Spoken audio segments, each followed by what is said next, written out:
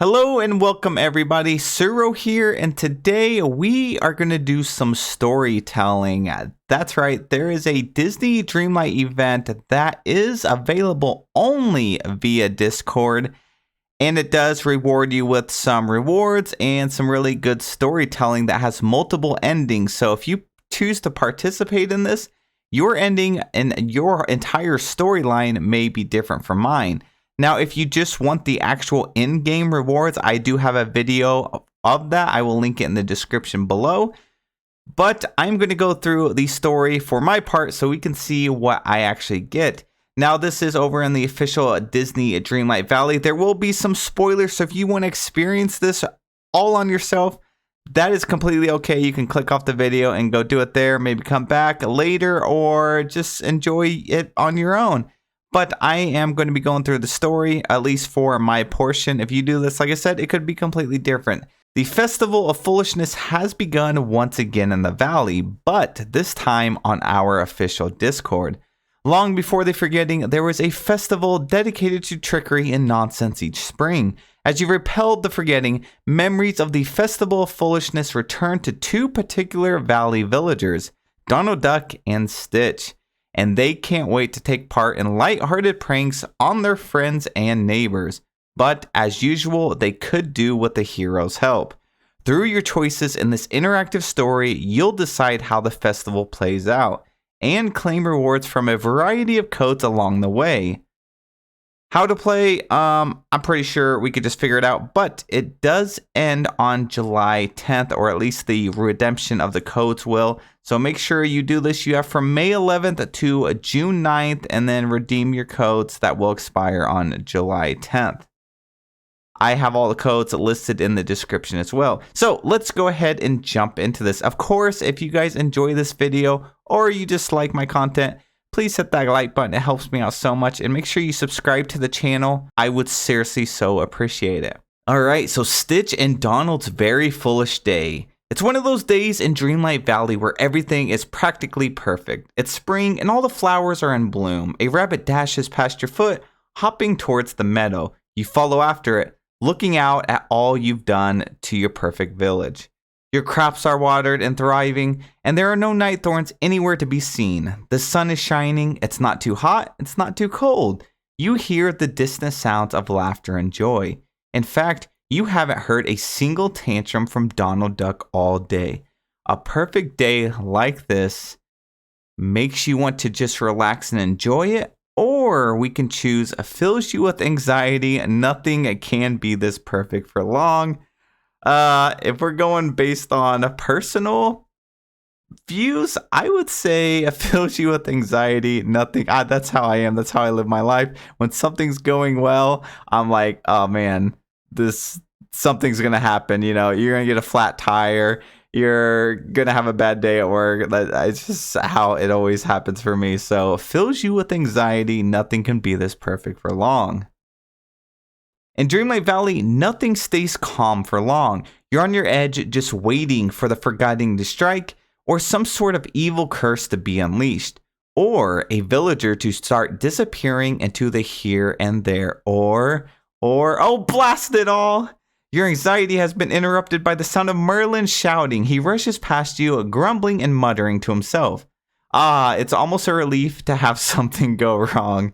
You walk over to Merlin to see what the problem is. After a moment of hesitation, he whirls around and you realize that his beard is looking quite glittery today.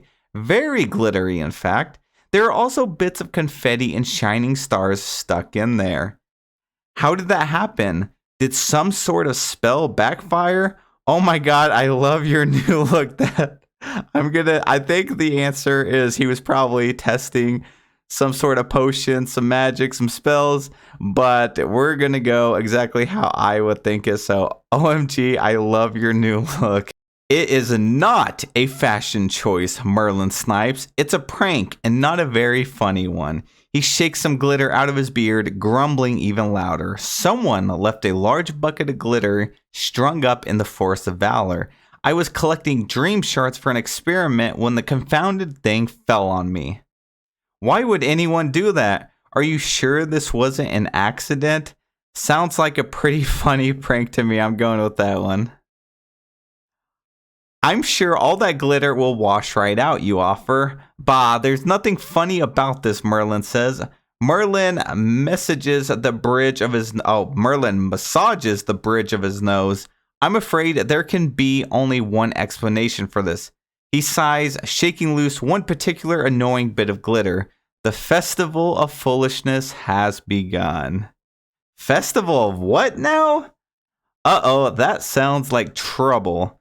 If it means I get to prank people, count me in. Again, we're going with that. Oh dear, the last thing we need is you getting in on all this nonsense, Merlin says. So what's this all about? You ask, I've never heard of the festival. Long ago, before the forgetting, there was a festival dedicated to hijinks, tomfoolery, and general shenanigans each spring at this time. Merlin says with a deep sigh, I suppose, dear me, I suppose I was hoping everyone had, well, forgotten it. But the moment the weather started to turn warmer, it seems everyone's memories of it came rushing back. And a few of the villagers are all too happy for an excuse to make things more ridiculous around here. Oh, come on, Merlin, it sounds like fun. Uh-oh, this sounds like it could get out of hand pretty quickly. I think it sounds like a lot of fun, and tension's been pretty high around the valley, you know, so I think an event like this could really loosen everyone up. So let's go with, oh, come on, Merlin, it sounds like fun. Fun, Merlin says, exasperated. It's not fun. It's a colossal waste of time, a nuisance, a distraction from the pursuit of knowledge. He runs his hand through his beard one last time, setting loose another burst of sparkling glitter. Grr, when I find out who did this, He gives up and whirls away, headed for the Dreamlight Library. You'd best watch out. You could be next. You look around and hear some squeals of laughter and surprise in the distance. It seems everyone in Dreamlight Valley is getting in on the fun already. You decide to check in on how the festivities are going for Anna and Olaf in the Forest of Valor, Moana and Mother Gothel in the Glade of Trust, Mirabelle and Minnie in the Peaceful Meadow, and Ariel and Wall-E on Dazzle Beach. Who should we choose? I think I'm most curious about Ariel and Wall-E just because I want to see them interact more in the game. We already know Anna and Olaf, they already have that connection. Moana and Mother Gothel, I mean, they would probably butt heads too. I'm going to go with Ariel and Wall-E on Dazzle Beach just because Wall-E is freaking adorable. You find Ariel and Wall-E on Dazzle Beach. Ariel sits on a big rock jutting out of the water while Wall-E spins in excited circles. I'm so glad you're here, Ariel says as she spots you approaching. Wall-E and I have had the best time with the Festival of Foolishness. Yippee! Okay, he said yip, but I gotta make it more exciting. Yippee! Wall-E is bringing me all sorts of fun human stuff. Ariel says, and then I'm coming up with silly names and explanations for them if I don't know what they're called or what they do.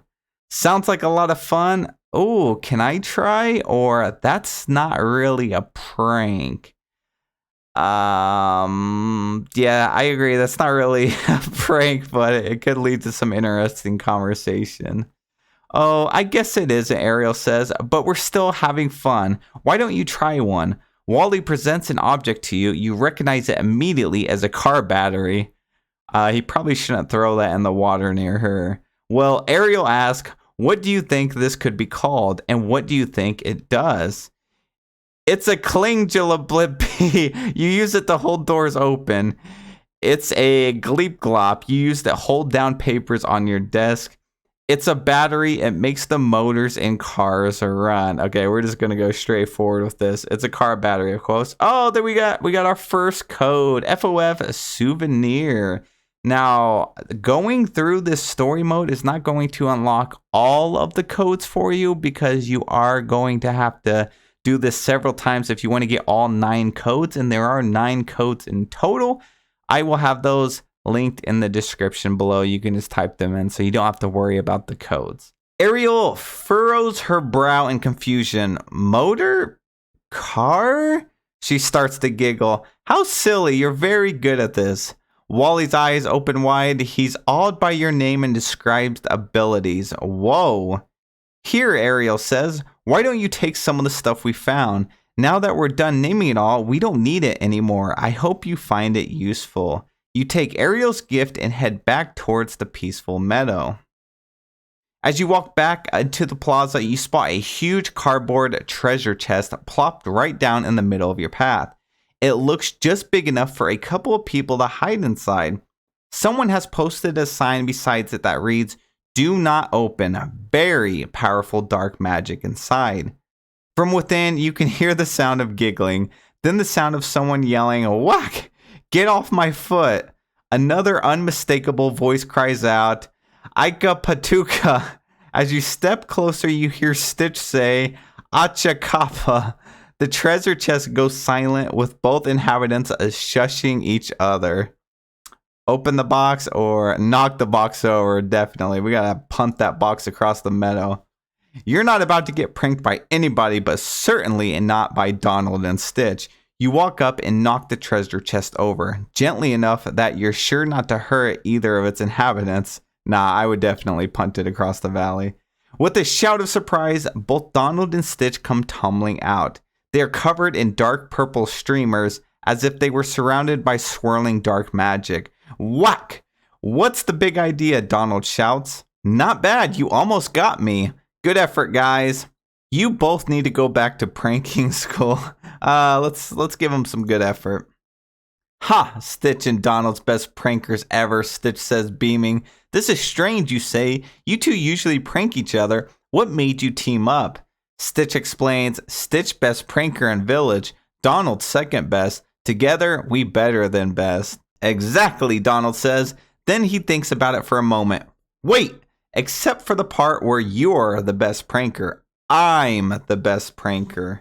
Whatever, Stitch replies. You see how we prank Merlin? Make him all shiny? You look at Stitch and Donald standing before you and your head is suddenly filled with one thought. They're going to make the best pranking team in Valley history. I'll help them. This is going to be a disaster. They need my help. Of course, we got to jump in on this.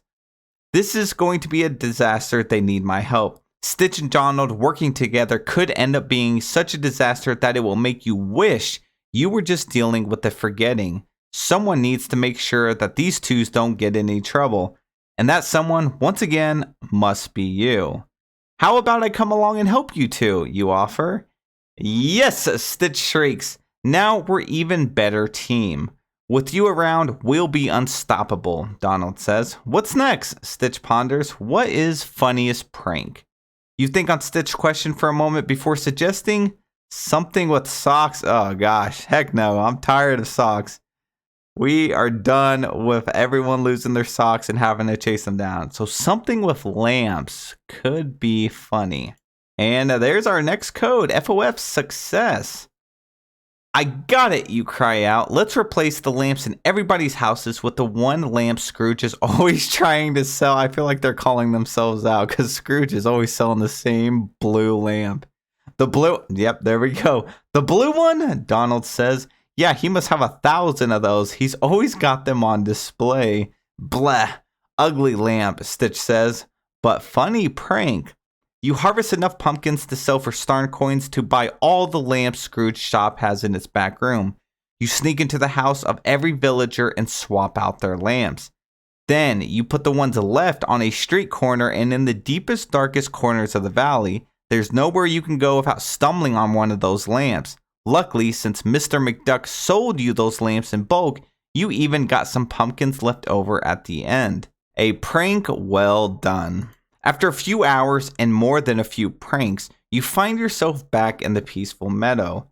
That was pretty good, but if we're going to be remembered as the best prankers, Donald ponders, we have to do one really big prank. Yeah, Stitch laughs. Stitch have idea. Blow stuff up with laser. Wow, that escalated quickly. Holy cow. Lasers, Donald says with a note of exasperation. That's preposterous. The last thing we need around here is you blasting things with lasers. Lasers are fun, Stitch yells. Whack! Donald shouts back. You'll need to suggest someone to prank before these two start fighting again, or worse, before they get a hold of a laser and blow one of the floating islands around Dreamlight Valley. What is even on those things anyway? Okay, that's got to be a key. Like, that's got to be a little bit of foreshadowing here. Floating islands, is it possible in the next update or the one after that we're going to be going to the little floating islands? That's kind of interesting because they have this, what is even on those things anyways? They want us to think about that. So let me know in the comment section what you guys think they're referring to.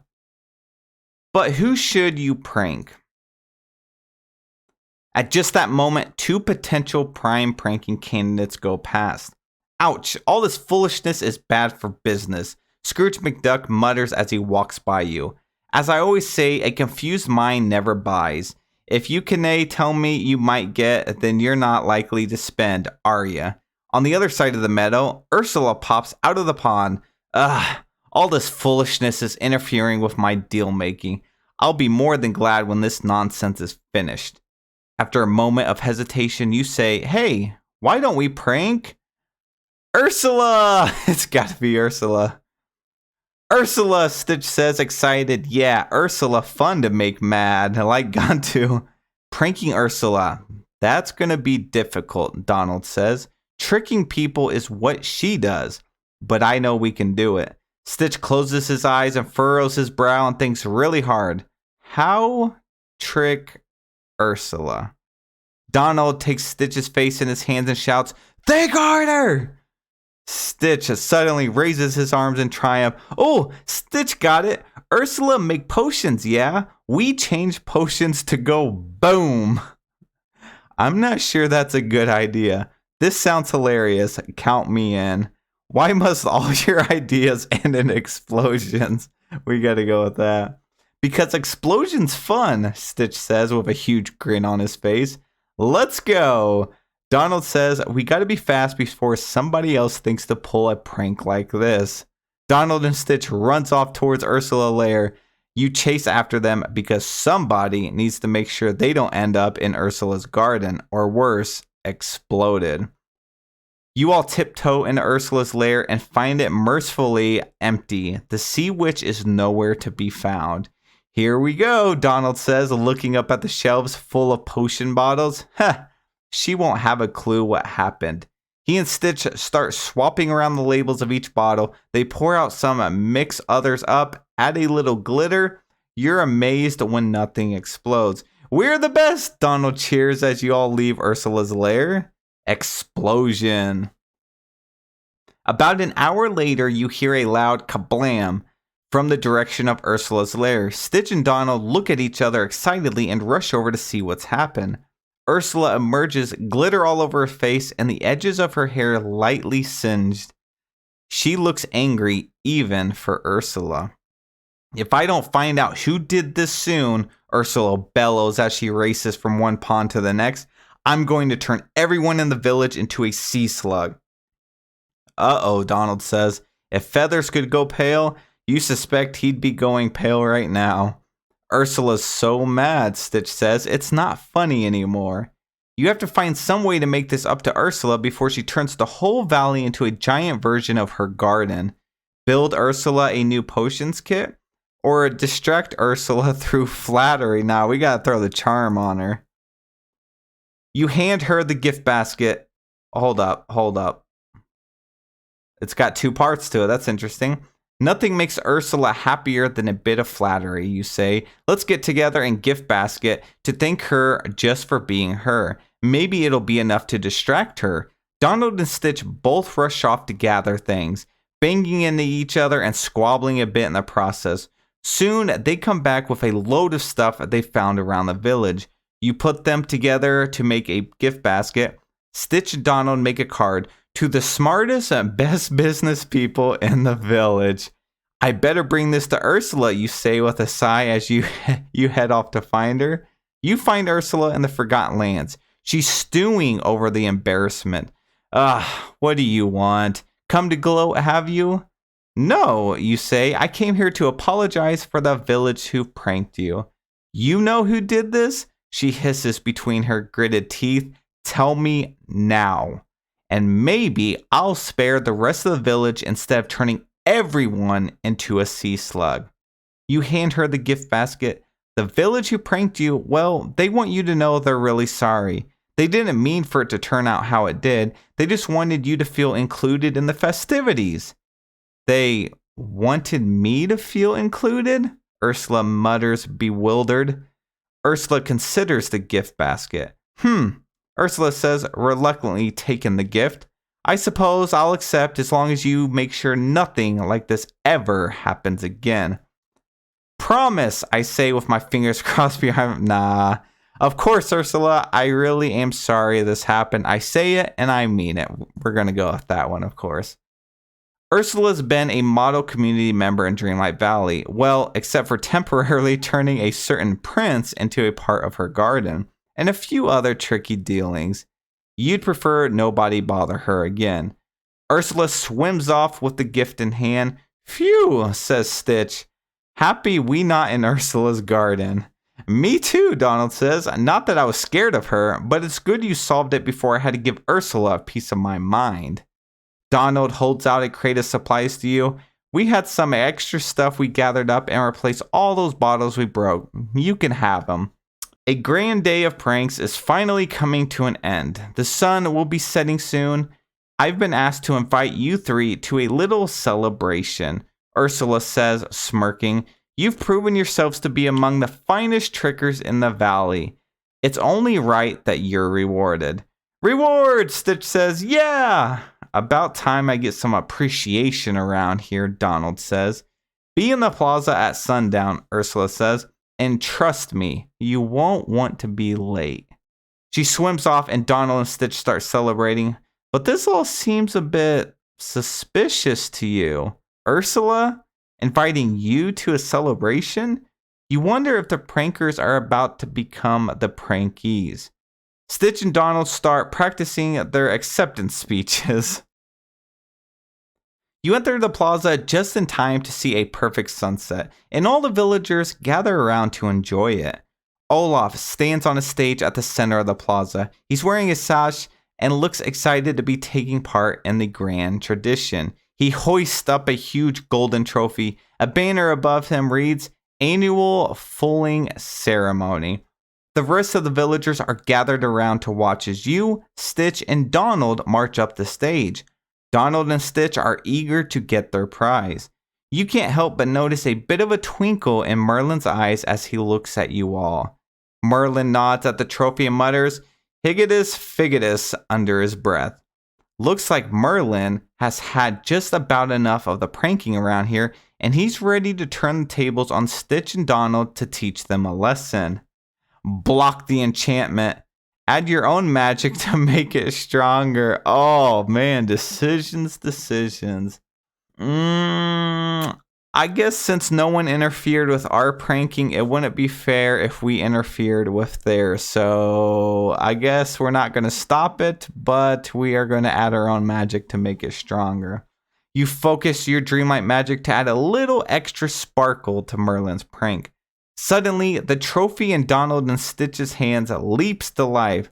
That's not all. Thanks to your bit of magic, it sprouts 2 Nightthorn arms and starts waving them around.